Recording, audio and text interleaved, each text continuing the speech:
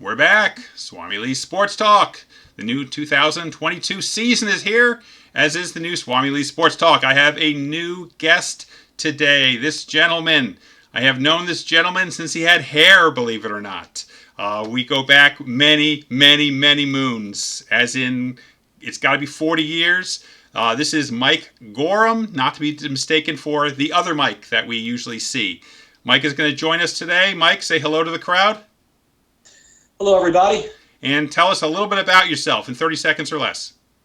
Oh my gosh. Well, let's see. As Lee mentioned, I've known Lee since 7th or 8th grade, so we're going back to 1983 or so, I guess, in that area. I am a resident of New Jersey. I director of business development for a healthcare organization. I love sports. I love music. And I figured I'd come on here today and fulfill my lifelong dream of being on the Swami Show. There you go. That's what I like to hear. And hopefully Mike will have a good time. He'll join us for some of our other videos because the Swami is back after a while away. The videos have begun, and they're not going to stop. Sorry about that, everybody. So the reason that we brought Mike on board for the opening video is we had a discussion, he and I, about the Phillies' defense, or lack thereof. I personally believe that the Phillies' defense is okay, which I think is good enough. Okay, this is a team that with a bunch of iron gloves, but Derek Jeter survived Major Leagues for almost 20 years, and he couldn't field to save his life with his range. So, Mike, talk to me about the Phillies' defense into 2022. What are your thoughts on their success or failure based on their defense? Well, I mean, I think the good thing for the Phillies is that they have a lineup that can hit themselves out of trouble. They have a lot of power, a lot of pop in that lineup.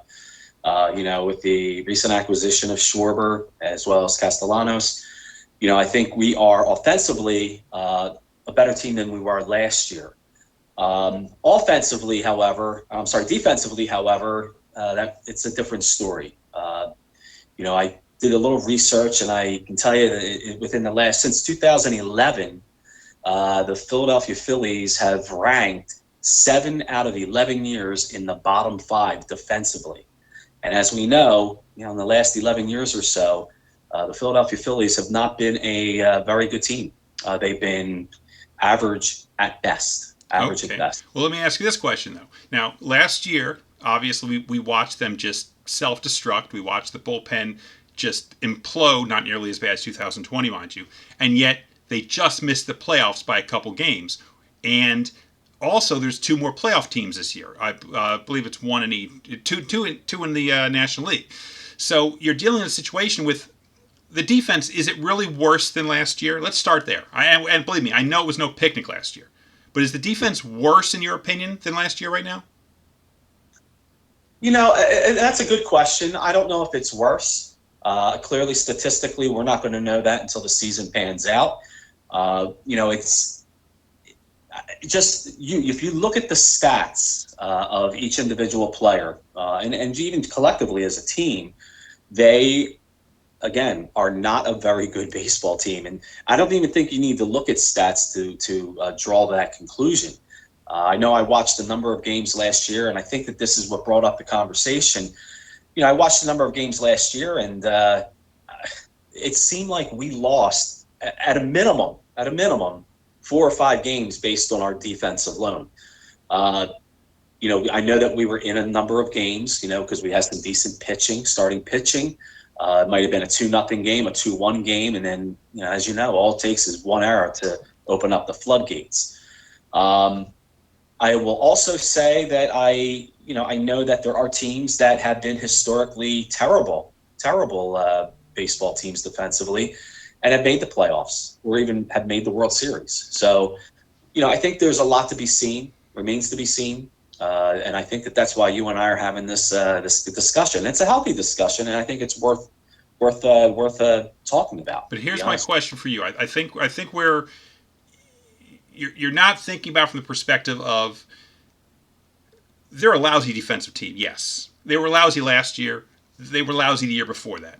They're, in my opinion, no more lousy this year than they were last year. But their offense is so superior this year.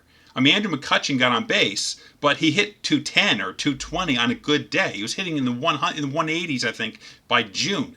So now you have Schwarber and Castellanos playing left field instead of Andrew McCutchen. McCutchen has no range. I mean, he was a sure with the glove, but he had no range. So if Schwarber can catch the ball that goes towards him, okay, and I don't mean make spectacular catches. It ain't going to happen. You know that, and I know that. But if Schwarber can catch the routine fly ball, left field is the same as it was last year. And that's kind of where I'm going. Harper's the same player he was. Matt Verling, who I hope to God is the new center fielder and not Odubel, if Odubel ever gets healthy.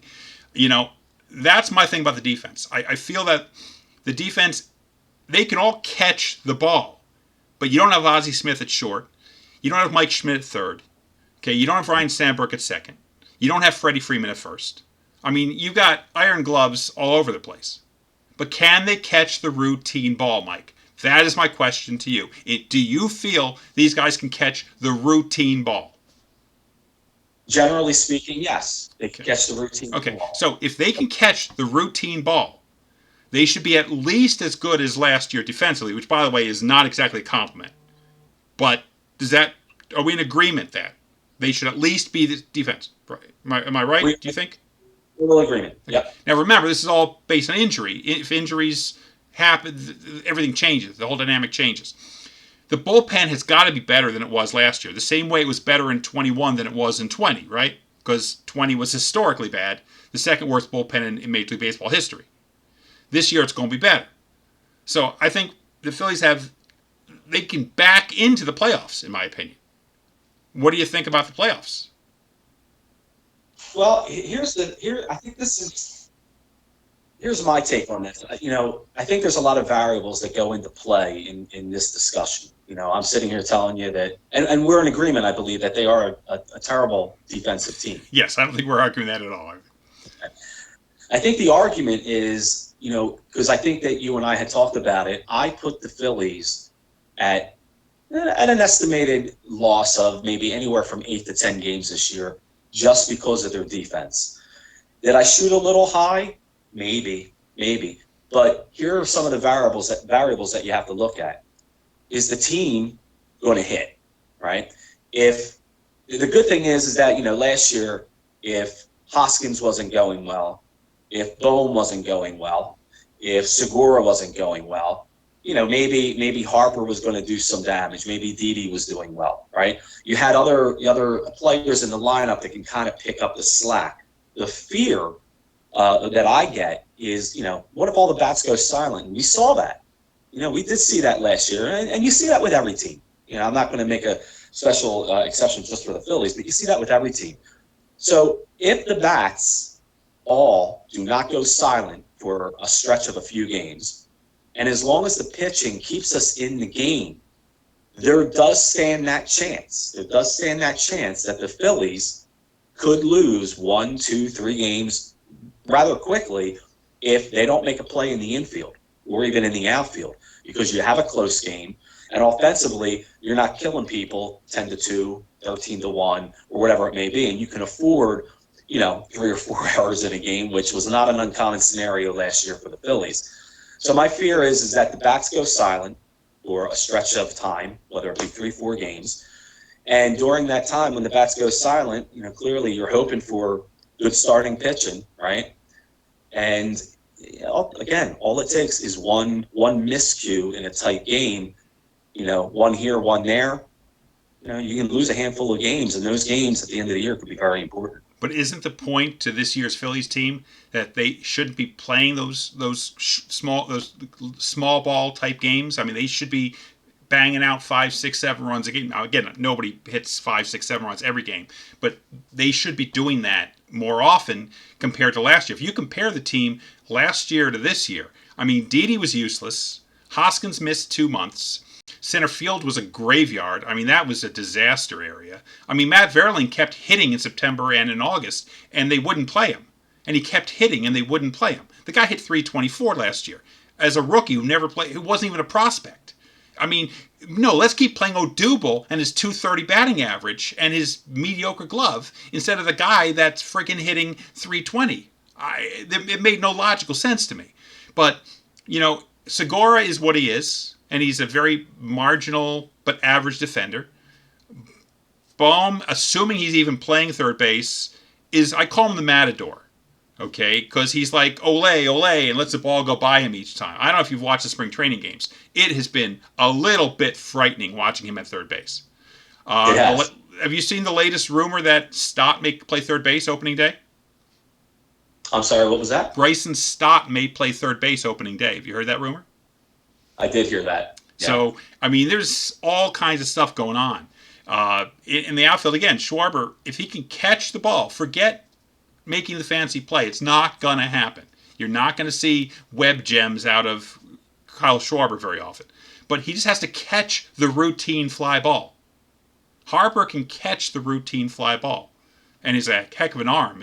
The other day he threw somebody out at the plate. And catcher, JT's solid. So as bad as it is, and it is, it's not. You're not going to win on... this team does not win on pitching and defense. My buddy, when we used to play Stratomatic, called it home run alley. This is what we're dealing with. The question is it enough to make the playoffs? I hope so. I really do. Again, this team, you have to hope that they can just put up some numbers on these teams. Well, that they can hit 7, 8, 9 runs a game. Clearly, that's not going to happen every game. We know that. Players go into funks, whatever it may be. But the way that this team's developed or put together, I should say, they're built to score runs. You mentioned earlier it's a team that should play small ball. When you look at the team, they don't look like a small ball type team. I agree. You know what I'm saying? I agree. So, I think it's important to never lose the mindset that small ball is important because you need it. I believe you need it anyway. But like I said, Lee, this is the defense to me. It scares me because my fear, and because I've seen it, is that this team can, from time to time, go into a little bit of a funk offensively. And at that point, you're going to rely on pitching. You have to. You have to rely on strong, solid starting pitching to get you deep into the game. And hopefully by the 8th or 9th inning, one of your stars, it doesn't even have to be a star player, somebody is able to, put you over the top to get that win. If you have a defensive miscue, it could open the floodgates to a 3-4 run inning or just 1 run. That is the difference between a win and a loss. That's very true. Now, Mike, as we're winding down for the afternoon here in our exciting debut of SwamiLee's Sports Talk, that is an honor and a privilege that you shall remember for the rest of your life. You'll be able to tell your grandchildren about that you were in the season debut of the SwamiLee's Sports Talk. So, gun to your head, Mike, how many wins for the Phillies this year? I am going to say that this team is going to have 88 wins. I'd like to argue with you, but if you see one of my previous videos, that was my prediction, 88 wins. And I think 88 wins with a 12-team playoff is going to get them in there. Okay, with again, that's, what is that, 6 per league? I think that is. I don't think 6 other teams are going to win 88 or more games.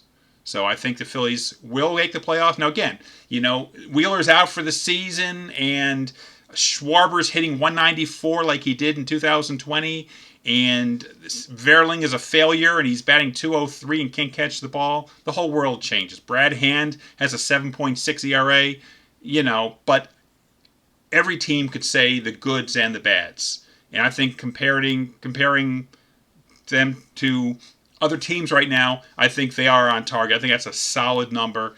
And if I will say this, I've said this before, I'll say this again. If the Phillies do not make the playoffs this year, Mr. Joe Girardi, it's been nice to know you. It's time for you to go elsewhere. I think that's a fair. Yeah, if you can't get the playoffs with this many playoff teams with 3 years of a $200 million payroll, yeah, and again, not that he's batting or pitching, but you're not going to blame the entire team. You've got to blame somebody, or as Milli Vanilli said, you've got to blame it on someone. And I think Mr. Joe Girardi will be that person. Mike, any last thoughts for our fans today? World, for the world that's watching this right Yes. We are worldwide. now. Nah, just thanks for the opportunity. Like I said, you fulfilled a lifelong dream of mine. I can die and go to heaven tonight. Thank you. Excellent, excellent. Well, thank you so much for tuning in to SwamiLee's Sports Talk, the premiere episode of the 2022 season. Mike Gorham is our guest for the very first episode, and we'll see you soon. Thanks for tuning in. Go Phillies.